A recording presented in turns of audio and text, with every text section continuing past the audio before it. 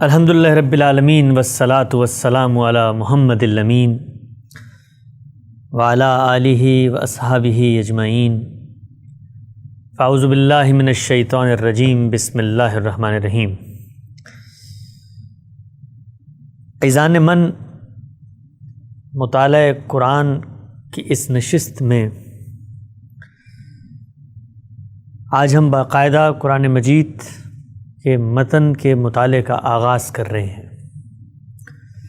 یہ سلسلے کی تیسری نشست ہے۔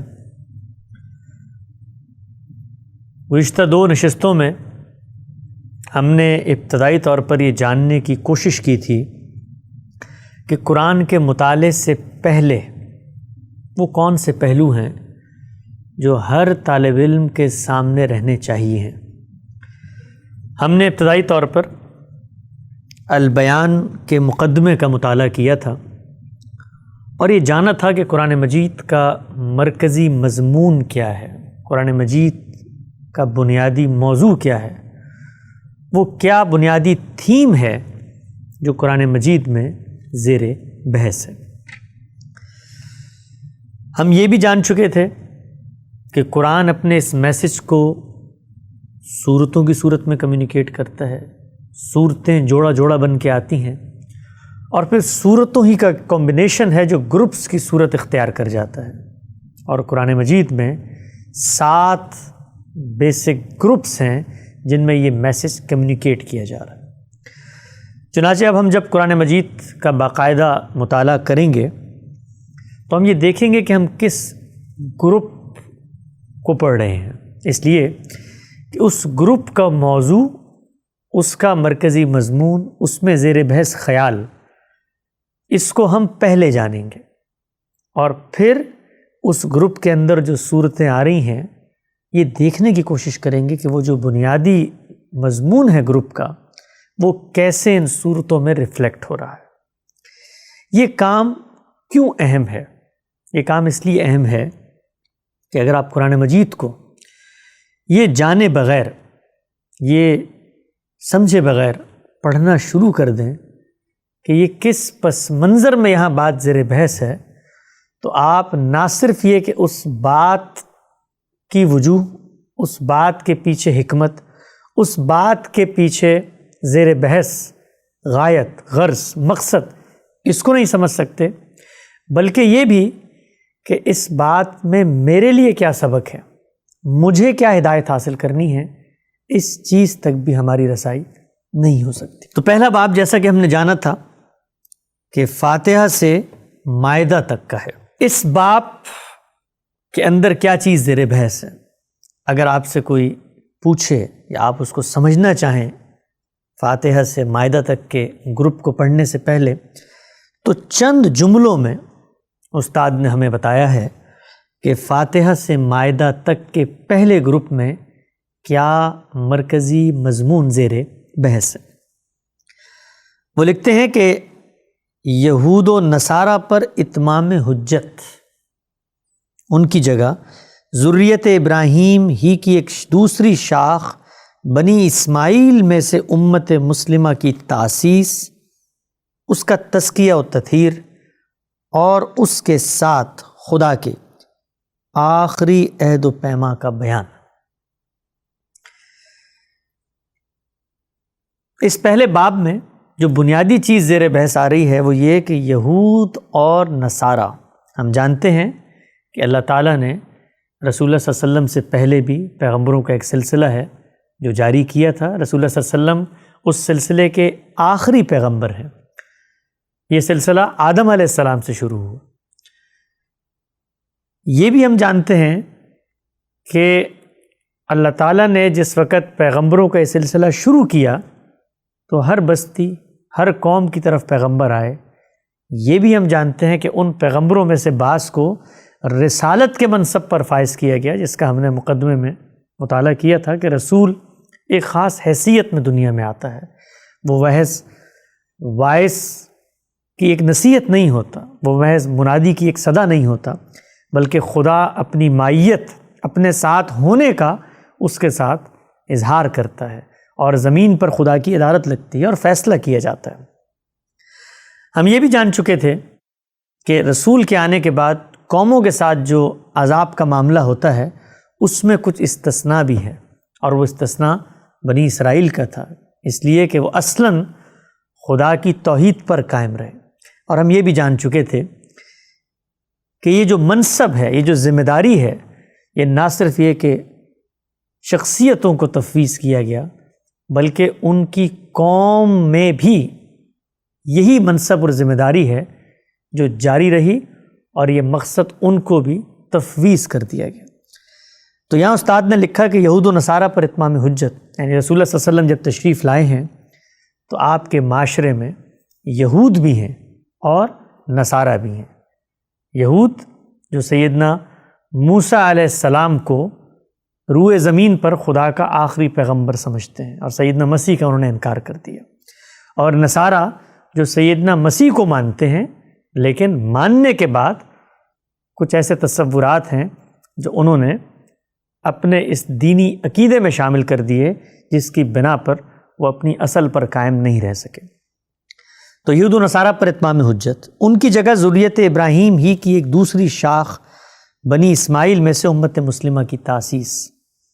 ان کی جگہ کیا مطلب کہ یہود ہوں یا نصارہ ہوں، یہ دونوں بنی اسرائیل سے تعلق رکھتے ہیں، ان کی جگہ اب یہ ذمہ داری بنی اسماعیل کو شفٹ ہو رہی ہے۔ بنی اسماعیل میں سے امت مسلمہ کی تاسیس، تاسیس کا مطلب تقرر کرنا، اسٹیبلش کرنا، کسی کو اس جگہ پر بٹھا دینا۔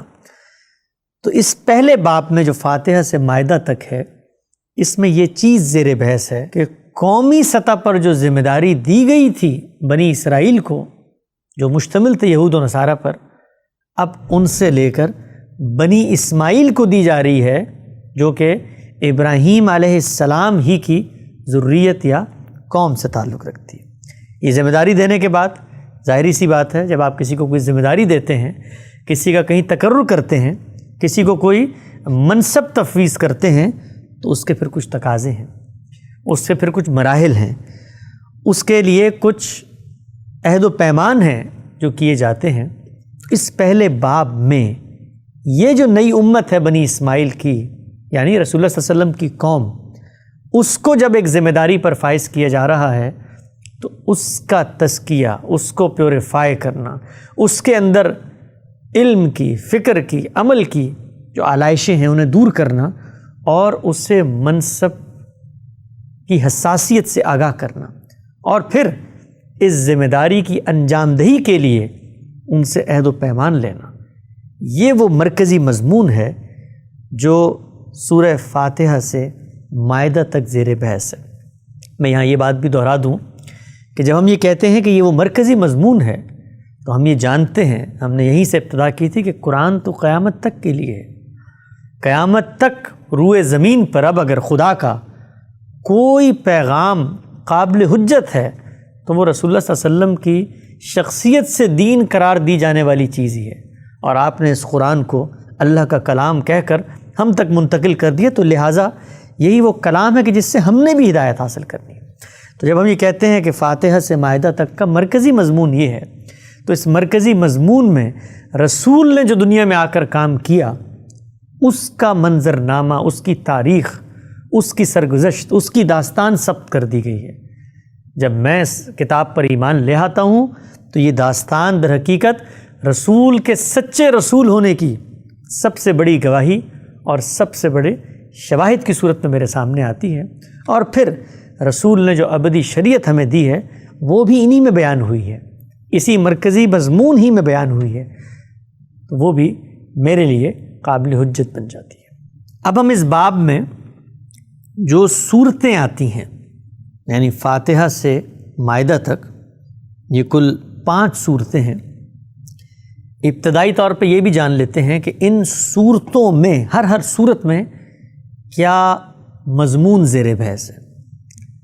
میں نے عرض کیا تھا گزشتہ نشست میں بھی کہ جب ہم گروپ کے موضوع کی تعین کرتے ہیں تو یہ کوئی منطقی تعین نہیں ہوتی کہ اس گروپ کی ہر صورت میں جو آپ نے مرکزی مضمون کہا ہے شروع سے آخر تک زیر بحث رہے گا، بلکہ وہ تمام صورتیں جو اس گروپ میں موجود ہیں وہ اجزاء میں اس مضمون کو آگے بڑھا کر یہاں تک پہنچا دیتی ہیں کہ ایک عمارت قائم ہو جاتی ہے۔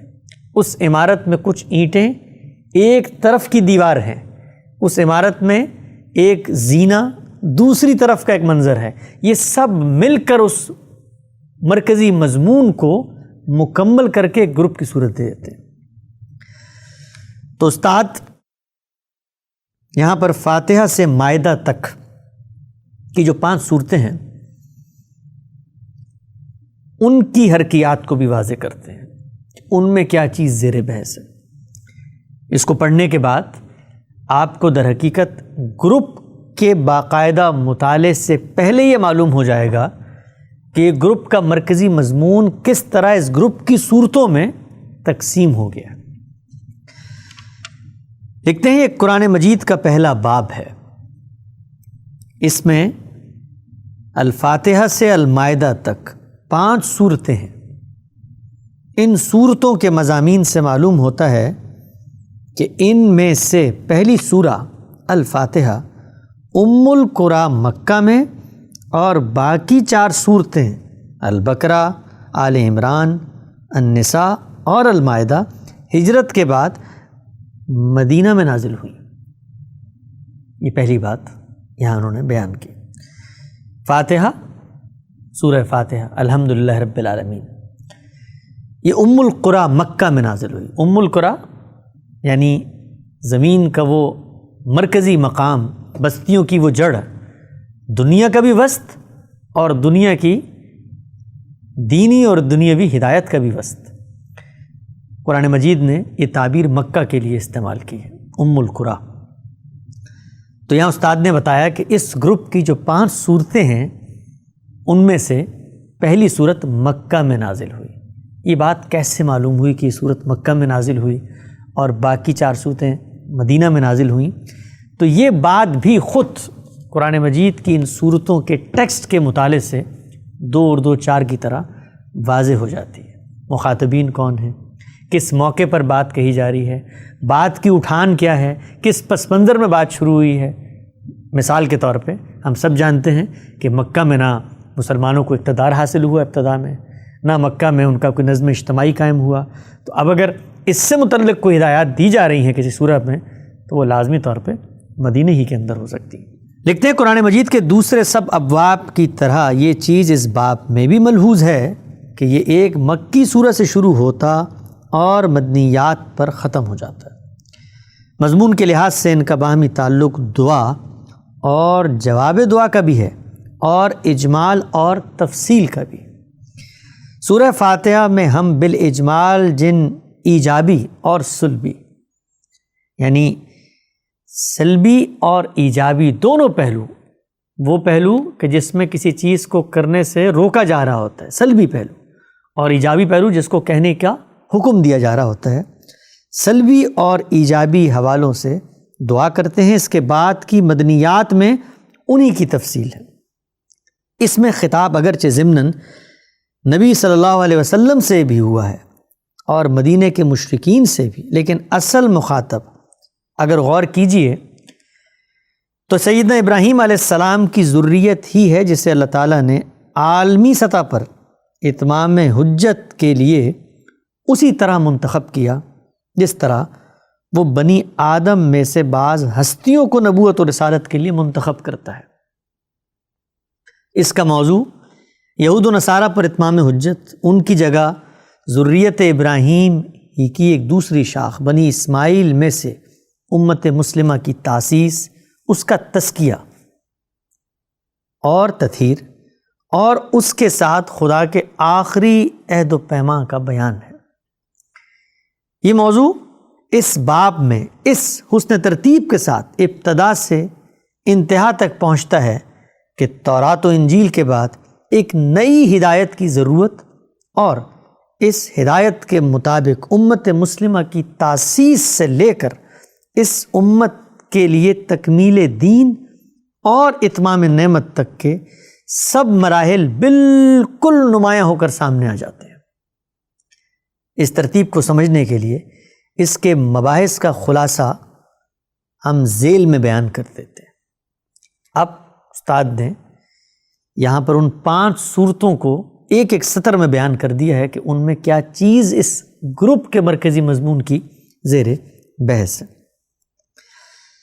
یہاں پر یہ بات بھی بیان کی کہ اس گروپ کا آغاز بھی ایک مکی صورت سے ہوتا ہے، سورہ فاتحہ، اور جب یہ آغاز ہوتا ہے تو ہم مطالعے سے بھی اس بات کو سمجھیں گے کہ یہ اسی نوعیت کا آغاز ہے جیسے آپ ایک دعا کرتے ہیں اور پھر باقی جو 4 مدنی صورتیں ہیں وہ جواب دعا ہیں، وہ جو ہدایت ہم نے مانگی تھی، جو تقاضے ہم نے خدا کے سامنے رکھے تھے، انہی کا ایک جواب ہے جو آگے زیر بحث آ رہا ہے۔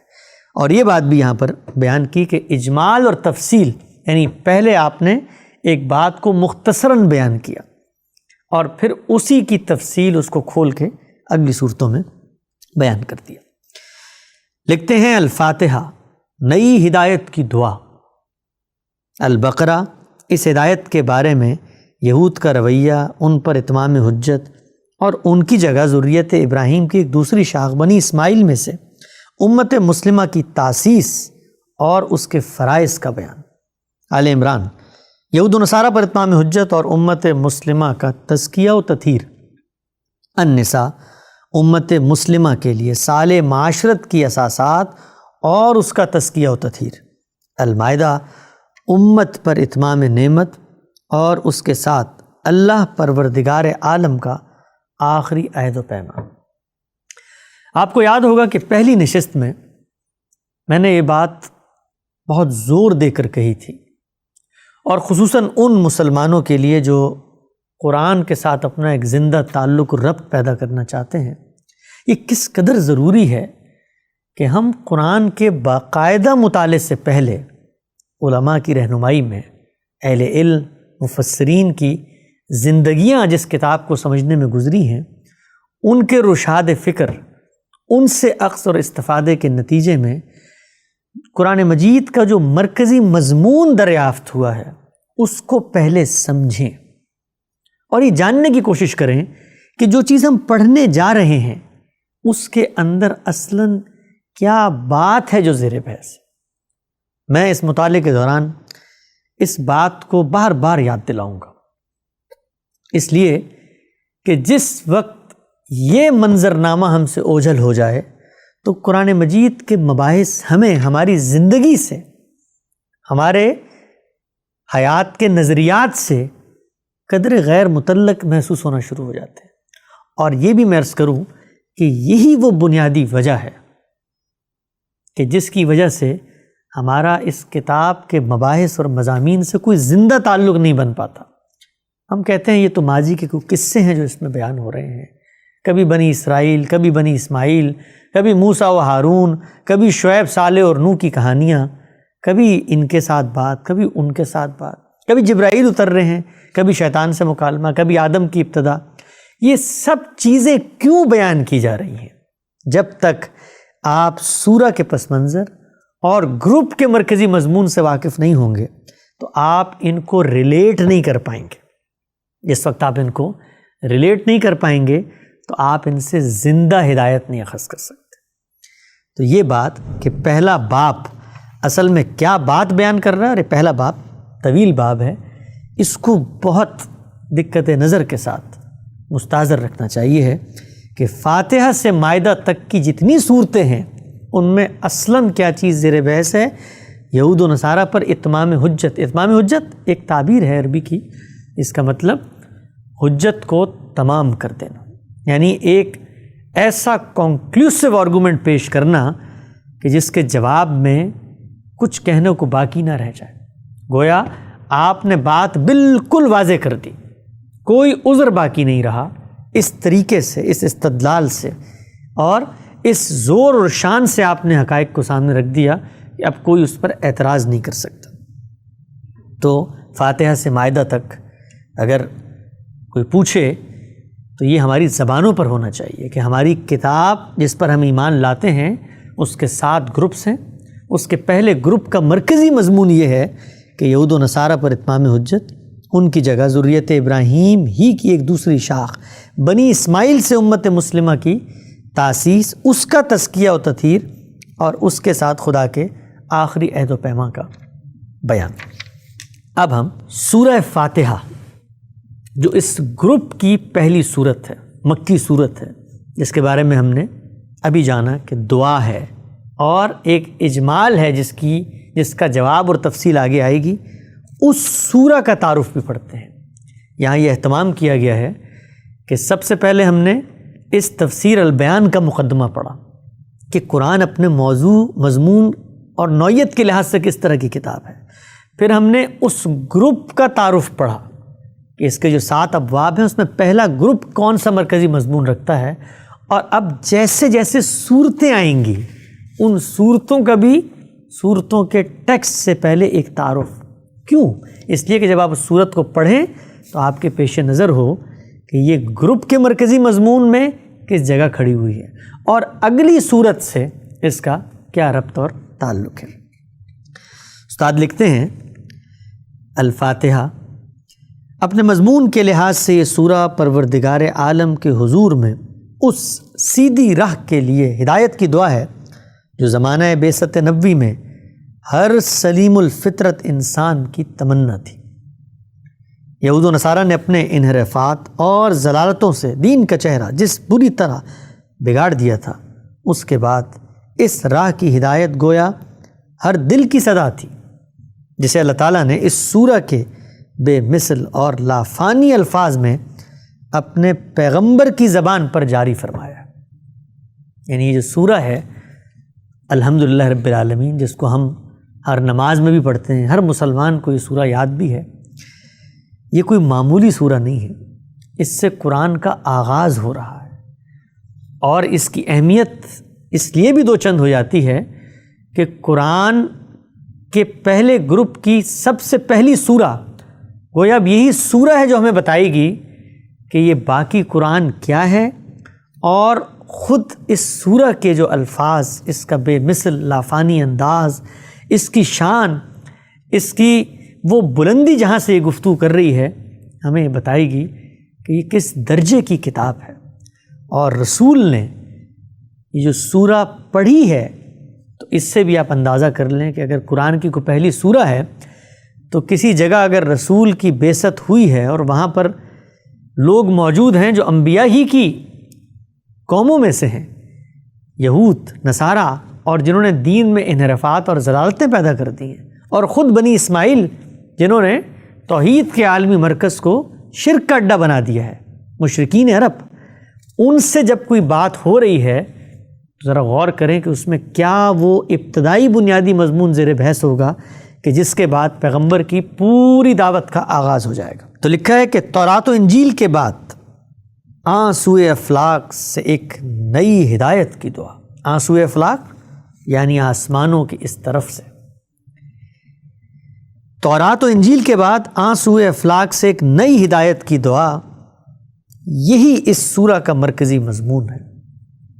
چنانچہ قرآن کے اس پہلے باب کی مدنیات کے ساتھ اس کا تعلق تو جیسے کہ باب کے تعارف میں بیان ہوا اجمال اور تفصیل ہی کا ہے، لیکن اپنے اس مضمون کی رعایت سے یہ نہایت موضوع دباچہ قرآن بھی ہے، یعنی پریفس، قرآن کا ایک نوعیت کا دباچہ بھی ہے، وہ ابتدائیہ بھی ہے کہ جس میں خود قرآن مجید یہ بات بتا رہا ہے کہ اس کے اندر آگے کیا مباحث ہیں جو زیر بحث ہیں۔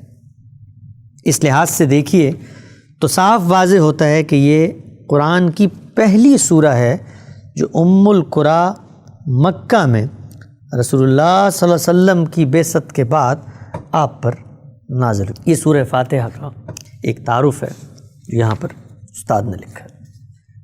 اب ہم سورہ کا مطالعہ کرتے ہیں۔ سورۃ الفاتحہ، بسم اللہ الرحمن الرحیم۔ اللہ کے نام سے جو سراسر رحمت ہے، جس کی شفقت ابدی ہے۔ شکر اللہ ہی کے لیے ہے، عالم کا پروردگار، سراسر رحمت جس کی شفقت ابدی ہے، جو روز جزا کا مالک ہے۔ پروردگار، ہم تیری ہی عبادت کرتے ہیں اور تجھی سے مدد چاہتے ہیں، ہمیں سیدھی راہ کی ہدایت بخش دے، ان لوگوں کی راہ جن پر تو نے عنایت فرمائی ہے، جو نہ مغضوب ہوئے نہ راہ سے بھٹکے۔ یہ ہے سورہ فاتحہ کا ترجمہ۔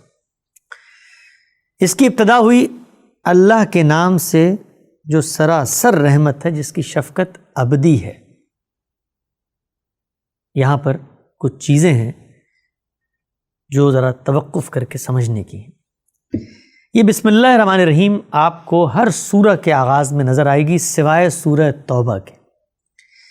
سورہ توبہ میں یہ نہیں آئی ہے۔ اس کی وجہ یہ ہے کہ سورہ توبہ اصل میں برات اور عذاب کی صورت ہے، جس کا مرکزی مضمون یہ ہے کہ بس اب الٹیمیٹم دے دیا جائے گا، اور جو لوگ رسول کو نہیں مانتے ان کے بارے میں خدا کی وہ سنت جو رسولوں کو بھیج کے روبہ عمل ہوتی ہے، اس کا ظہور ہو جائے گا۔ یہی بسم اللہ الرحمن الرحیم ہے جو صورتوں کو ایک دوسرے سے ڈسٹنکٹ بھی کرتی، الگ بھی کرتی ہے، اور ہر صورت کا آغاز اسی سے ہوتا ہے کہ اللہ کے نام سے۔ یہ اللہ کے نام سے کیوں؟ اس لیے کہ پیغمبر جو بات کرتا ہے وہ بات اللہ ہی کی طرف سے ہوتی ہے۔ گفتہ او گفتہ اللہ بوت، ان کا کہا خدا کا کہا ہے۔ تو جب رسول اللہ صلی اللہ علیہ وسلم نے ان صورتوں کو پڑھ کے سنایا تو ابتدا یہاں سے کی کہ یہ میرا کلام نہیں ہے، یہ میری اختراع نہیں ہے، یہ میرا نتیجہ فکر فلسفہ نظریہ تخلیق نہیں ہے، بلکہ اللہ کے نام سے، گویا یہ خدا کا کلام ہے جو میری زبان پہ جاری کر دیا گیا ہے۔ یہاں پر ایک اور چیز بھی غور طلب ہے کہ جب بھی اللہ تعالیٰ دنیا میں اپنا پیغام بھیجتے ہیں تو بھیجنے سے پہلے جو پیغمبر ہوتا ہے اس کے ذریعے بشارت بھی دیتے ہیں۔ تو یہی بشارت ہے جو اس سے پہلے دی گئی، اور استثناء میں اس کا ذکر ان الفاظ میں ہوا کہ میں ان کے لیے انہی کے بھائیوں میں سے تیری مانند ایک نبی برپا کروں گا اور اپنا کلام اس کے منہ میں ڈالوں گا، اور جو کچھ میں اسے حکم دوں گا وہی وہ ان سے کہے گا، اور جو کوئی میری ان باتوں کو جن کو میرا نام لے کر کہے گا نہ سنے تو میں ان کا حساب اس سے لے لوں گا۔ یعنی یہی بات خدا کے جو گزشتہ صحائف ہیں ان میں رسالت مآب صلی اللہ علیہ وسلم کے لیے بیان ہوئی ہے۔ جب یہ آئیں گے تو گویا بسم اللہ پڑھ کے ہی بات کریں گے، اور یہ بسم اللہ اصل میں اس بات کا اظہار ہے کہ اللہ کی سند کے ساتھ یہ بات کر رہے ہیں۔ گویا استثناء میں جو الفاظ آئے کہ اس کی زبان پر، یعنی اس کے منہ میں اپنا کلام ڈال دوں گا۔ تو رسول اللہ صلی اللہ علیہ وسلم یہ جو بسم اللہ پڑھتے تھے اور سورتوں کا جو اس کو ابتدائی حصہ بنا دیا گیا، اس کی وجہ یہ ہے۔ اس کے بعد یہاں پر دو الفاظ ہیں، الرحمن اور الرحیم۔ یہ آگے سورہ میں بھی زیر بحث آئے ہیں، الحمدللہ رب العالمین، الرحمن الرحیم۔ ان دو الفاظ سے کیا مراد ہے اس کو ہم وہیں پر سمجھتے ہیں، اس لیے کہ وہاں جس تسلسل میں یہ آئے ہیں اس سے ان کے الفاظ اور ان کے معنی بالکل واضح ہو کے سامنے آ جاتے ہیں۔ آغاز کیا کہ شکر اللہ ہی کے لیے ہے، عالم کا پروردگار، سراسر رحمت، جس کی شفقت ابدی ہے، روز جزا کا مالک ہے۔ شکر اللہ ہی کے لیے۔ الحمد کا ترجمہ شکر کے ساتھ کیا گیا۔ الحمد یا حمد کا لفظ کسی کی خوبیوں کو، تعریف کو، نمایاں پہلوؤں کو بیان کرنے کے لیے آتا ہے، لیکن اگر ان خوبیوں کا فیض اس شخص کو بھی پہنچ رہا ہو جو یہ چیزیں بیان کرنا چاہتا ہے تو اس میں شکر اور سپاس کے معنی پیدا ہو جاتے ہیں۔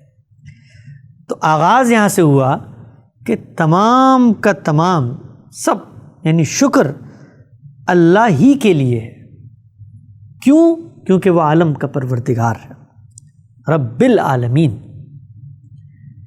یعنی یہ پہلی بات نے واضح کر دیا کہ اس جہان کو بنانے والا، اس کا پالنہار، رب کا مطلب پالنہار، جس نے اس کی ذمہ داری لی ہوئی ہے، اور صرف اس کی نہیں، تمام جہانوں کا رب ہے۔ وہی ہے کہ جس نے اس کو تخلیق کیا، وہی ہے کہ جس نے اس کائنات کے نظام کو اس کے اندر زندگی کے تمام عوامل کو، اس کی تخلیق کو اور پھر تدابیر امور کو، سب کچھ کو سنبھالے ہوئے ہے۔ جب وہی ہے جو کائنات کا پالن ہار، پروردگار عالم، وہی ہے کہ جس کے ہاتھ میں اس دنیا کی عنان ہے، وہی ہے کہ جس کے اذن اور اجازت سے پتے کھلتے ہیں، وہی ہے کہ جس کی عنایت سے پانی کے قطروں میں وہ شعور پیدا ہو جاتا ہے کہ وہ انسانوں کو تخلیق کر دیتے ہیں، تو پھر شکر بھی اسی کا بجا لانا چاہیے۔ وہی ہے کہ جس کے شایع ہیں کہ وہ پروردگار عالم کہلائے، اور وہی ہے کہ جس کے بارے میں ہم یہ کہیں کہ ہم تو اسی کی عنایتوں کے آگے اس دنیا میں جو نعمتیں ہمیں ملی ہیں اس سے ہم مستفید ہوئے ہیں۔ اس استفادے کے نتیجے میں جو جذبہ ہمارے اندر سے اٹھتا ہے، اس کا ظہور اور اس کا اظہار اگر ہونا چاہیے تو وہ پروردگار عالم کے روبرو ہی ہونا چاہیے۔ تو کہا شکر اللہ ہی کے لیے ہے، عالم کا پروردگار، سراسر رحمت جس کی شفقت ابدی ہے۔ یعنی عالم کا پروردگار تو وہ ہے، وہی تو ہے جس کے پاس ساری طاقتیں ہیں، وہی تو ہے کہ جس نے ان تمام کائناتوں کو تخلیق کیا ہے، لیکن وہ سراسر رحمت ہے جس کی شفقت ابدی ہے۔ گویا یہ تخلیق کا مقصد محض اپنی قوت کا اظہار نہیں ہے، اس تخلیق کا مقصد ایک مخلوق بنا کر ان کو کسی آزمائش میں ڈال دینا نہیں ہے، بلکہ یہ اس کی صفت خلاقیت، اس کی ربوبیت، اس کے اندر جو ایک رحمت کا بے پایاں جذبہ ہے، اس کا اظہار ہے۔ یعنی خدا یہ چاہتا ہے کہ اگر اس نے انسانوں کو تخلیق کیا، وہ تو بادشاہ ہے، پروردگار عالم ہے، لم یلد ولم یولد، اور اس کو تو کسی کا کوئی نہ سہارا چاہیے، نہ کوئی اس کا سبارڈینیٹ ہے، پھر اس نے دنیا کیوں بنائی؟ یہ اس کی رحمت ہی کا ظہور ہے۔ وہ یہ چاہتا ہے کہ اپنی ابدی بادشاہت میں بعض لوگوں کو شامل کر لے، اپنی جنت کا مستقل شہری بنا دے۔ تو گویا ایک الفاظ رحمان سے یہ بات واضح ہوئی کہ یہ دنیا اس نے اس رحمت کے جذبے کے تحت تخلیق کی، اور یوں نہیں ہوا کہ بس دنیا تخلیق کر دی اور اس کے بعد وہ کہیں بیٹھ گیا، بلکہ وہ رحیم بھی ہے۔ گویا اس رحمت کے اندر ایک استمرار، ایک دوام، ایک استقلال، ایک روانی، ایک مستقل نظر بھی ہے جو اس نے رکھی ہوئی ہے۔ یہی مستقل نظر ہے کہ جس کے تحت اس نے فطرت میں شعور ڈالنے کے بعد پھر انبیاء کا سلسلہ جاری فرمایا، بار بار پیغام بھیجے کہ دیکھو جو میسج میں نے تمہاری فطرت میں ڈالا تھا اس کو بھولنا نہیں، اس کو یاد رکھنا۔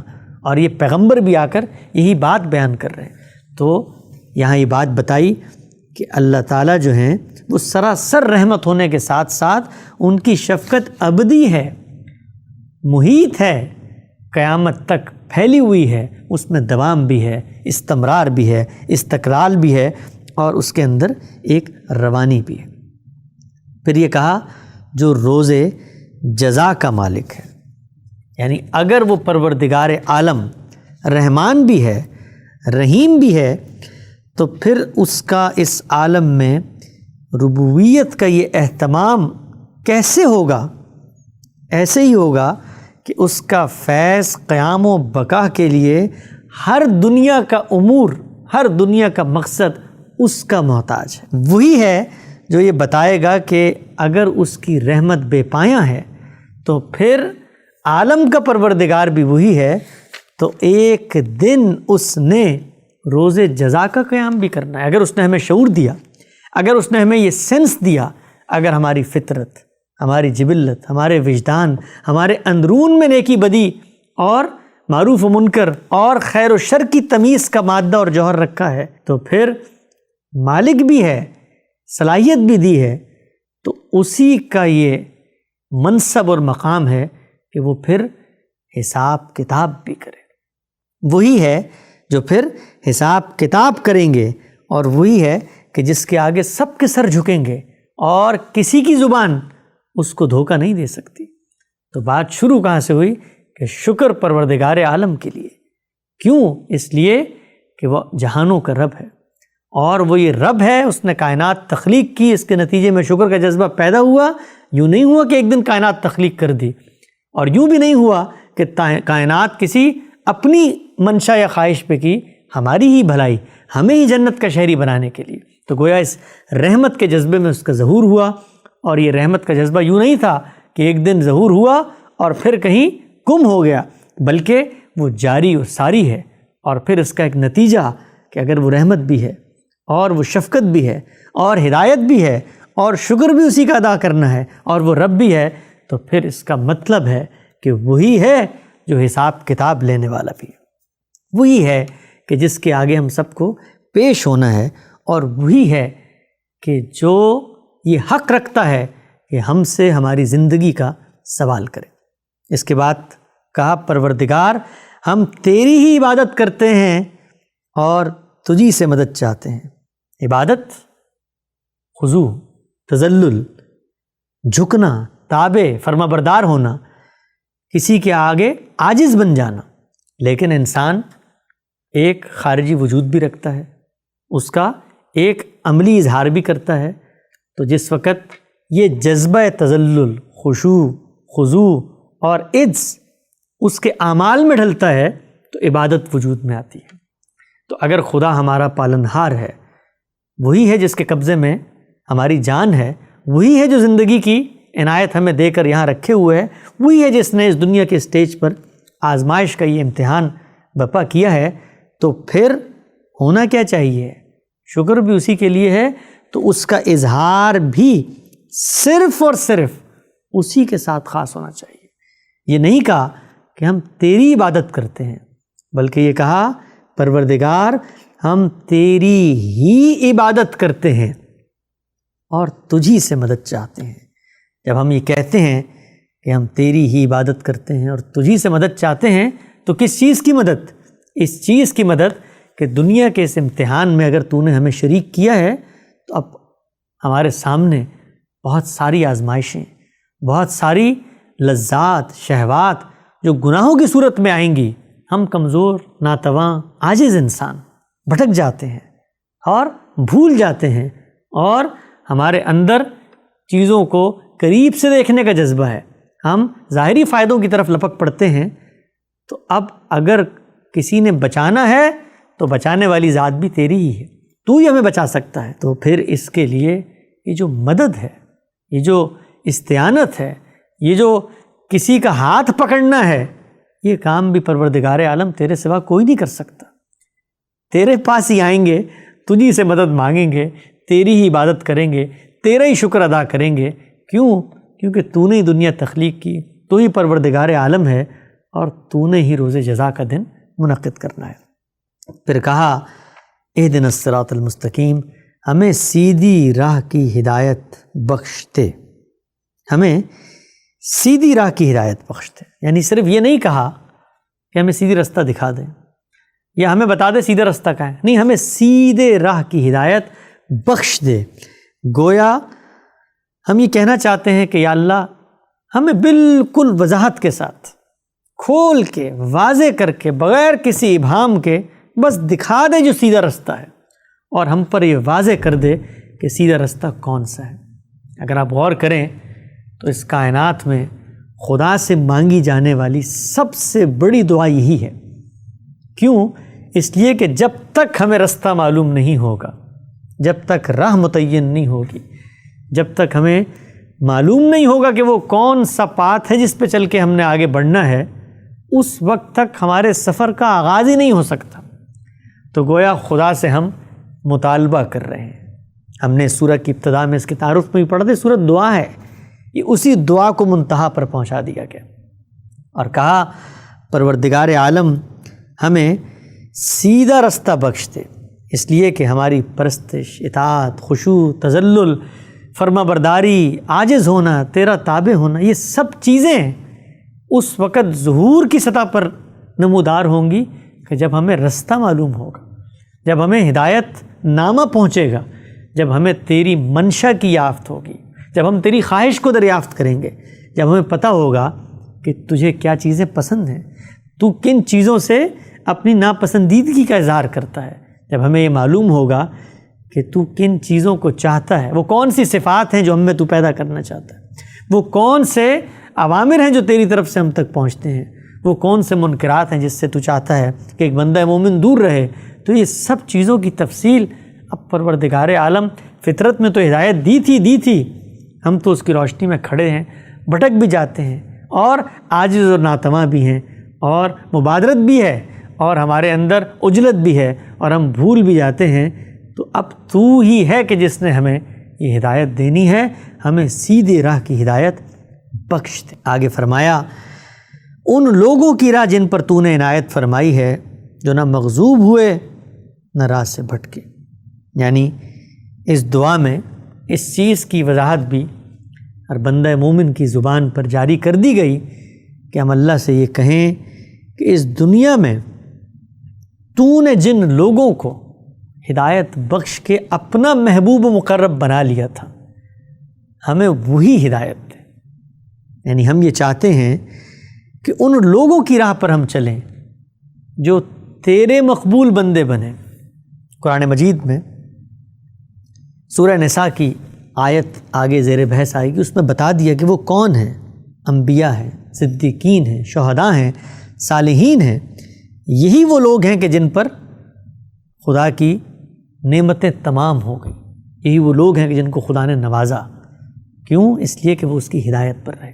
تو ہم اپنی دعا میں خدا سے مطالبہ کرتے ہیں کہ وہ رستہ دکھا کہ جس رستے پہ وہ لوگ چلے تھے۔ یعنی تو نے تو ہدایت دے دی تھی، لیکن دینے کے بعد جو پرسیو کرنے والے ہیں، جو ریسیونگ اینڈ پہ کھڑے لوگ ہیں، ان میں سے جن لوگوں نے یہ رویہ اختیار کیا کہ وہ تیرے انعام کے مستحق ہوئے، تیرے مقبول بندے بنے، ہمیں بھی انہی میں شمار کر۔ اور پھر کہا جو نہ مغضوب ہوئے نہ راہ سے بھٹکے۔ وہ لوگ جو انعام یافتہ تھے ان کی راہ دکھا، صدیقین، شہداء، صالحین، اور وہ مقدس جماعتیں جن کو تو نے مقبول جماعتوں کا درجہ دیا، نہ کہ وہ لوگ جنہوں نے اپنی سرکشی اور تمرد اور فخر اور غرور اور تکبر اور استمرار، ان چیزوں کی وجہ سے تیری ہدایت کو ٹھکرا دیا۔ تیری ہدایت ان تک پہنچی، لیکن وہ ان جرائم کے ارتکاب کا شکار ہوئے کہ انہوں نے رسولوں کی سچی ہدایت، انبیاء کی سچی ہدایت آنے کے بعد ان کو ماننے سے انکار کر دیا۔ اس میں اشارہ کس کی طرف ہے؟ جو ہم نے اس سورہ کے آغاز میں پڑھا، اس باب کے آغاز میں پڑھا کہ یہود اور نصارہ، رسول اللہ صلی اللہ علیہ وسلم کے عہد میں کھڑے وہ لوگ جنہوں نے سیدنا مسیح کی تعلیمات کو ٹھکرا دیا، اور نصارہ جنہوں نے سیدنا مسیح کو ماننے کے باوجود اس پورے دینی تصور کو مسخ کر دیا، الوہیت مسیح کا تصور وہ لے آئے۔ اسی طرح شریعت کی تنسیخ کر دی گئی، اسی طریقے سے کفارے کا عقیدہ جس سے خدا کی یہ پوری گرینڈ اسکیم کو تہس نہس کر دیا گیا، جو لوگوں کے ارادے، اختیار اور آزمائش سے متعلق ہوتی ہے۔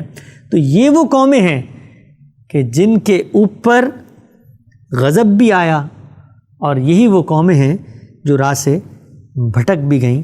تو اب آگے آپ یہ دیکھیں گے کہ یہ سورہ فاتحہ کے اندر جو دعا مانگی گئی ہے وہی دعا ہے جس کا جواب آگے سورہ بقرہ اور سورہ آل عمران میں زیر بحث آئے گا۔ سورہ بقرہ میں ایک جماعت یہود، اور پھر سورہ آل عمران میں دوسری جماعت سیدنا مسیح کے پیرو نصارہ یا مسیحی، یہ زیر بحث آئیں گے۔ آج کے نشست میں ہم نے پہلے گروپ کا تعارف، اس کے بنیادی مقدمات، اس کے اندر زیر بحث مضامین، اس کے بعد اس گروپ کی بقیہ صورتوں کا ایک ابتدائی تعارف، ان میں کیسے بات آگے بڑھتی ہے، اس کے بعد اس گروپ کی پہلی سورہ فاتحہ کا ابتدائی تعارف، اور پھر سورہ فاتحہ کا مطالعہ کیا۔ سورہ فاتحہ کے بارے میں ہم نے یہ جانا کہ یہ قرآن کا ایک نوعیت کا دباچہ بھی ہے، یہی وہ دعا ہے کہ جس کا جواب پھر آگے دیا جا رہا ہے، یہی وہ اجمال ہے، مختصر چیز بیان کی گئی ہے کہ جس کی تفصیل آگے زیر بحث آ رہی ہے۔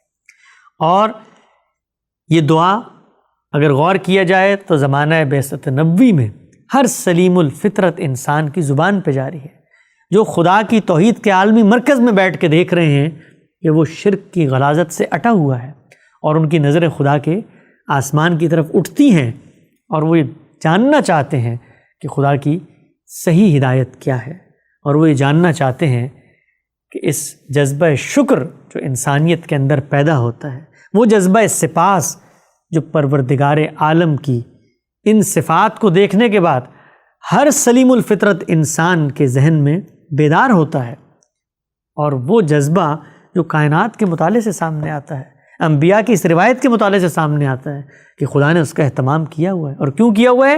اس لیے کہ وہ رحمان بھی ہے اور رحیم بھی ہے، اس کی شفقت بھی ہے، اور اس شفقت میں دوام، استمرار اور استقلال اور ہمیشگی بھی ہے۔ گویا رحمت اور شفقت والا وہ خدا جو پروردگار عالم ہے، تو پھر وہ روز جزا کا مالک بھی ہے، اس لیے کہ اس نے شعور دیا، نعمتیں دیں، تو اب وہی ہے کہ جو لوگوں سے حساب کتاب بھی کرے۔ حساب کتاب ہونا ہے تو ہمیں کیا کرنا ہے؟ اسی کی عبادت کرنی ہے، اسی کے سامنے جھکنا ہے، اسی سے مانگنا ہے، اور یہ مانگنا دنیاوی لحاظ سے بھی ہوگا اور روحانی لحاظ سے بھی ہوگا۔ وہی ہے جو ہدایت بھی دے گا، اور وہی ہے جو دنیا میں نعمتوں کی فراوانی بھی کرے گا، اور اسی سے ہم نے اس صحیح راہ کے متعین رستے دریافت کرنے ہیں، متعین عوامل سمجھنے ہیں، متعین تقاضے سمجھنے ہیں کہ جن پر عمل کر کے ہم نے زندگی کو اللہ کے رستے میں مقبول بنانا ہے۔ اور اس دعا کا خاتمہ یہاں ہوتا ہے کہ پروردگار عالم وہ رستہ دکھا دے کہ جس رستے پہ چل کے تیرے انعامات اور تیری نعمتیں ان جماعتوں، ان ہستیوں، ان قوموں پر تمام ہو گئیں، نہ کہ وہ رستہ کہ جس پر چل کر قومیں تیرے غضب کا شکار ہوئیں اور بھٹک گئیں۔ وہ کون سی قومیں تھیں؟ ان کے اوصاف و خصائص کیا تھے؟ اور یہ یاد رہے کہ بنی اسماعیل میں سے، یعنی ذریت ابراہیمی کی ایک شاخ بنی اسماعیل کو اب اس منصب اور مقام پر فائز کیا جا رہا ہے، تو ان کو مخاطب کر کے اگلی سورہ میں یہ بتایا جائے گا کہ پچھلی قوم نے کیا کیا اور تمہاری ذمہ داری کیا ہے اور تم نے کیا نہیں کرنا۔ ہماری نشست کا وقت ختم ہوتا ہے۔ اقول قولی ھذا واستغفر اللہ لی ولکم ولسائر المسلمین۔